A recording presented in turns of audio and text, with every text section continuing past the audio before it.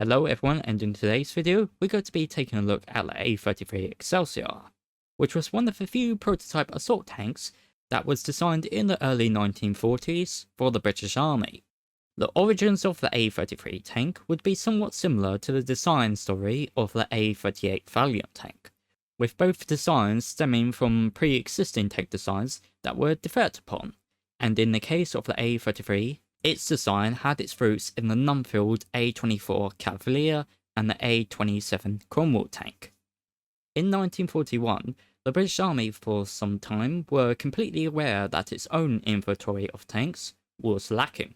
The Valentine and Matilda II tank, whilst being well armoured for the time, were slow and armed with only a 40mm 2-pounder gun, although for the Valentine it would later receive the 57mm 6-pounder gun.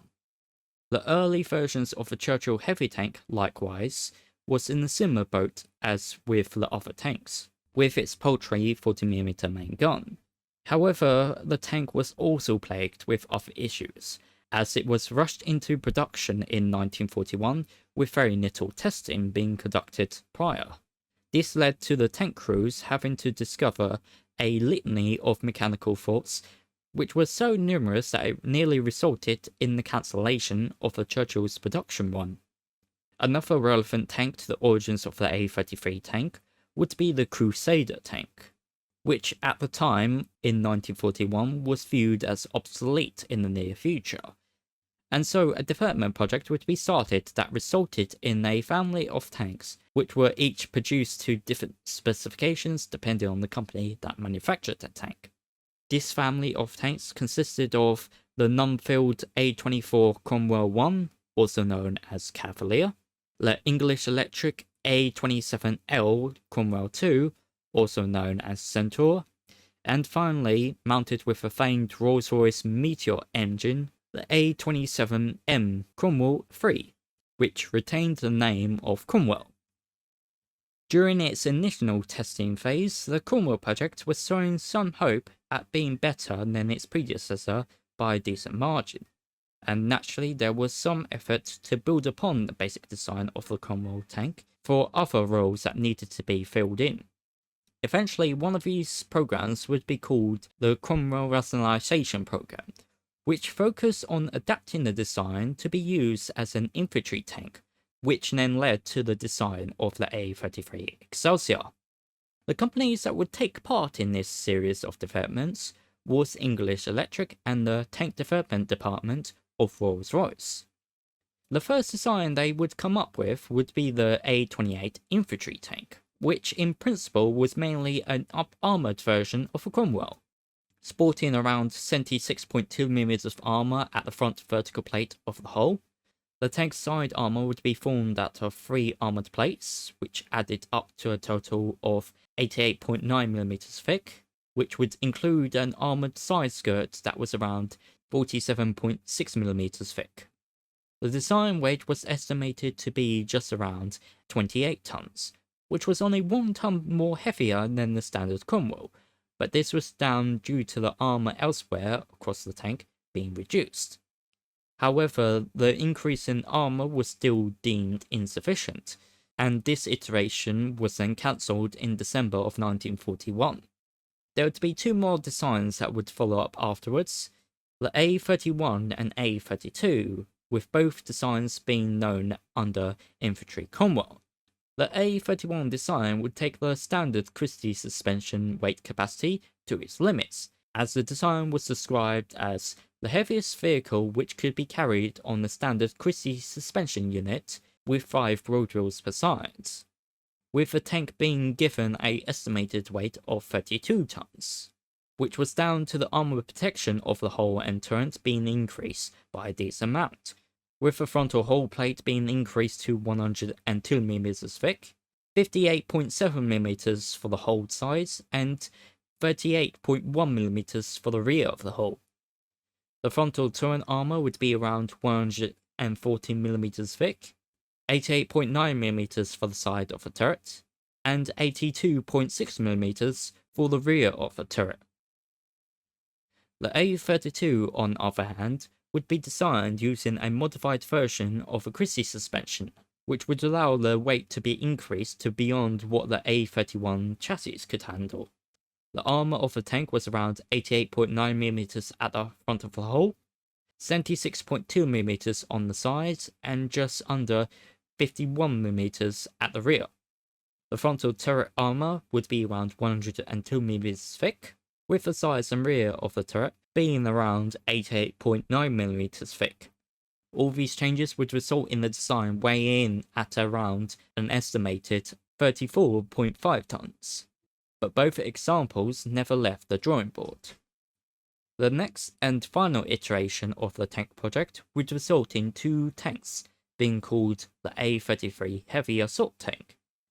Visually it inherits most of the overall design look of the Cromwell tank, as it was influenced by the previous iterations of the project.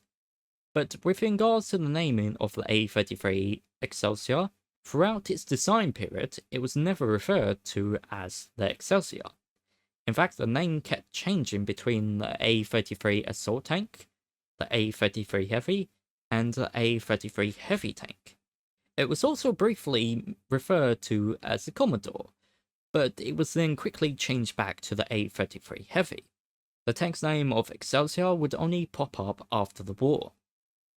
There would be two prototypes of the A33 that were built, the A33/1 and the A33/2, with each prototype differing slightly from each other.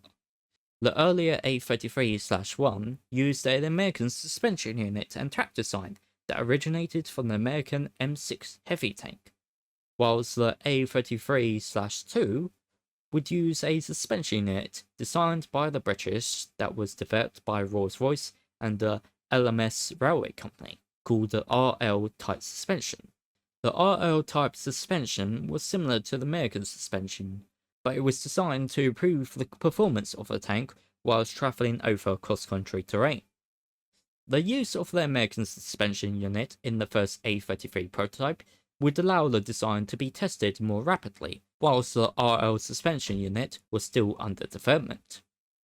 The only other difference visually between the two tanks was that the later A33/2 side skirts would cover a much larger proportion of the hull and suspension unit compared to the earlier prototype. The specifications for both A33 prototypes were notably quite similar. The length of the tank was around 6.9 meters, the width was around 3.39 meters, and the height being around 2.41 meters. The armour of both A33 prototypes was made of an all-weld construction, with the armour thickness being around 114mm at the front of the hull.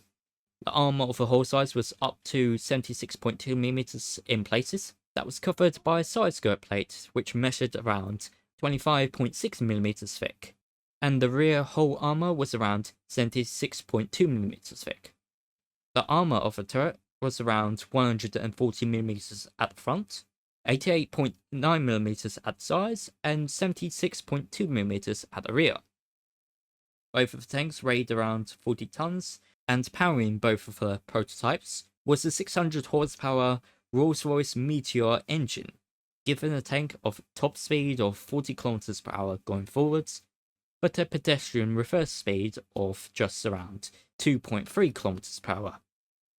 The main gun of the tank was the 75mm QF Mark V, which was a 6-pounder gun that had been bored out to 75mm in diameter, as at the time the British were looking for a dual-purpose gun that could fire both anti-tank rounds in the form of an armed piercing round, whilst also being capable of firing an effective high-explosive shell, which was found on the American 75mm main gun.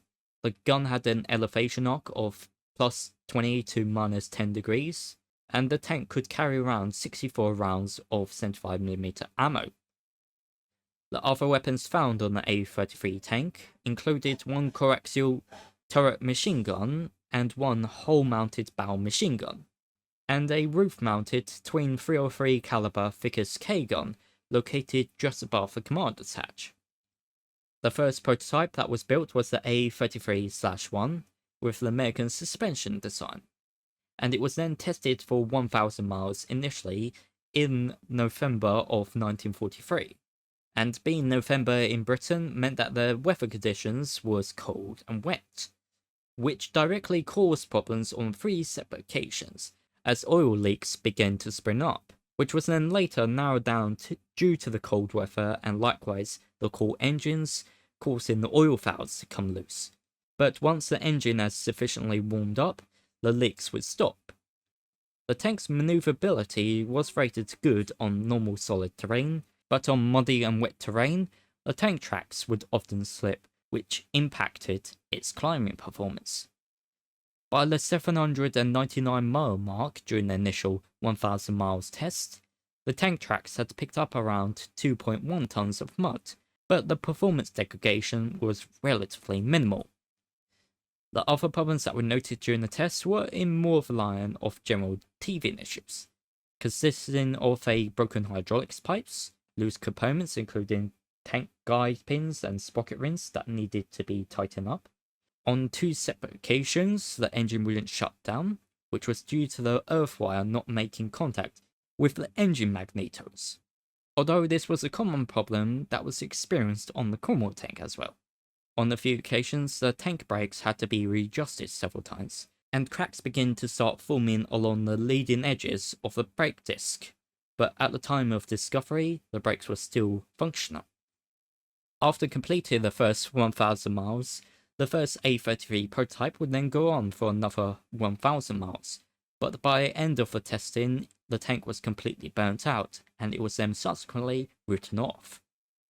The construction of the second A33 prototype using RL suspension was almost completed by December of 1943, but the suspension unit was itself criticised for being overly complex and expensive to produce.